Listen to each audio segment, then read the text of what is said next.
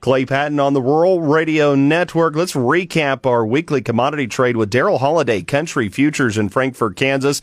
Darrell, a really strong close by grains on Friday. They're in the green. Another round of interesting cash cattle trade, kind of denoting and making them a little bit choppy, it looks like, on the charts this week. Overall, though, with this close on Friday, are we setting the stage to try and feed these commodity, or if nothing else, grain bulls out for next Monday? Well, we'll see. Most of it, there's a couple of things that drove it. Really, we on the corn and wheat side, we actually, if Thursday would have been the close, we'd actually been, lower on corn and a little just slightly higher on the wheat on the week. But we had that. Once again, Putin indicating that he may not be for extending the corridor agreement past the middle of March is when it expires. If people have much of a memory, they can remember that back in November when we were redoing this one, that was his same tone, and then once again it was extended with no changes. And so, I once again, that's probably drove most of it on Friday. Also, though, what drove the markets higher in the week on dips, and we did see some dips in the grains. As a matter of fact, we saw soybeans lower on the week, 20 to 30 lower, but it came back and closed higher on the week because with dryness in Argentina in the models. We knew this week would be dry. We knew it would warm up late in the week, so that wasn't new. But the models have been indicating rain starting Sunday through Tuesday, and that's still in the market. It's still in the models. But as the week progressed, in the last 48 hours, there have been indications that the models were drying out. In other words, not quite as much rain, maybe not as much in the central south area. But in the back of everybody's mind is also that every time we've seen rain, which there hasn't been a lot of rain events in Argentina. That's part of the problem. And since mid to late December, what rain events have occurred, the models have grossly understated the volume or the amount or even the size or the scope of them. So it'll be interesting to see how things go on Sunday night, and that will probably move us in one direction. As you mentioned, we closed with really good, solid strength. And matter of fact, we saw some 50-day moving averages violated or moved above, if you will, on the wheat, and that might prompt some more technical buying. We did have the WASDE out on Wednesday at 11 o'clock. The surprise was they did lower corn ethanol use 25 million bushels and lowered soybean crush 15 million bushels. Not that they didn't deserve to be lower based on the pace, but you kind of thought they might wait, but they needed to work on the corn exports. Well, they left those alone, even though corn exports total commitments are down 42% versus a year ago for U.S. exports.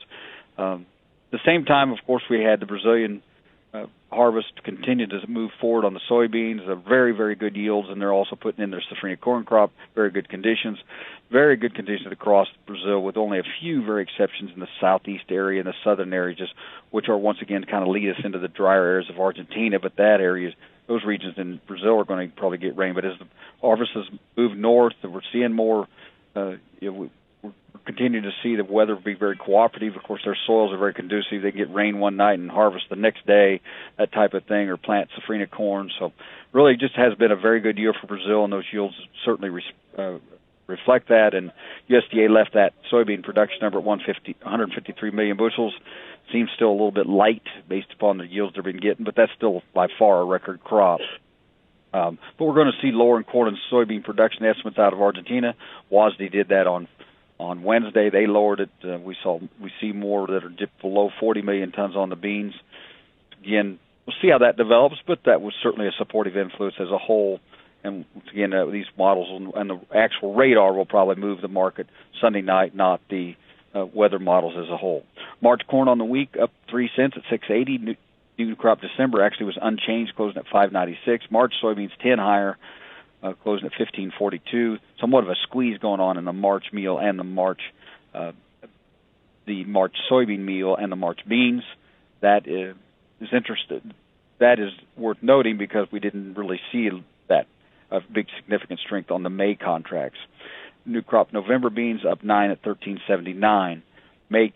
March Kansas City wheat up 36 cents at 9.09. New crop July up 24, closing at 8.82. March crude oil moved a lot of different, was under pressure and rallied back above 80, but in the end they closed 79, 72, 4 cents higher on the week. So not much change on the crude oil side. The cattle, as you outlined, it's choppy trade. We did once again really didn't want to trade cattle in the in the central south, and Packers didn't want to do anything till after the market closed on Friday, and sure enough, they came out with bids at 160. It's probably going to be 160, 161 when we get done, or even higher. Once again, it's a higher market in that central southern. Up in the north, is still struggling to trade cattle. Outside of definitely, they want to stay in the meat, or if they buy them live, they want discounts because so many cattle are carrying mud clear over into Iowa. So that was a difficult trade during the week, but there'll be cattle trade in western Nebraska, I think, and and continue to be strong. Definitely call the cash fundamentals strong. Packers are reduced their slaughter numbers, and that's lowered the overall slaughter levels as they reduce those hours. That's certainly supported the wholesale beef. It didn't take long for those lower slaughter numbers to bounce the beef about $6 on the week.